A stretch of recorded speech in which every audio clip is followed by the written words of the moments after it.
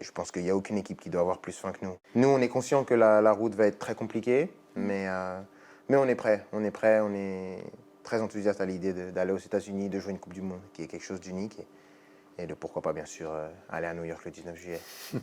Ophélie a parlé de l'aspect physique, l'aspect mental aussi. C'est long une saison, tout ce qu'on vous demande au quotidien, en club, en sélection, d'être performant tout le temps. Qui plus est quand on est dans un club comme le Real Madrid. À quel point, quand on arrive à une Coupe du Monde, on peut mentalement avoir une fatigue, une usure psychologique peut-être?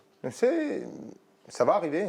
Je pense que dans les 2 Coupes du Monde que j'ai eu des moments où socialement j'étais carrément incompatible parce que tu restes enfermé 60 jours. Mais si c'était facile, tout le monde jouerait une Coupe du Monde. On sait qu'on fait partie d'une minorité de personnes, qu'on est considéré comme beaucoup de personnes qui vont nous supporter comme les meilleurs joueurs de notre pays. Donc ça, c'est un statut qu'il faut assumer, qu'il ne faut jamais oublier, dans les bons comme dans les mauvais moments. Et je pense que pour faire l'histoire, il faut souffrir. Il faut souffrir, il faut être prêt à souffrir.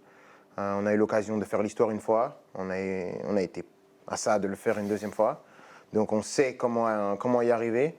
Maintenant, comme j'ai dit, toutes les équipes vont aller avec l'idée de faire l'histoire. Mais je pense qu'il n'y a aucune équipe qui doit avoir plus faim que nous. Voilà, c'est dit.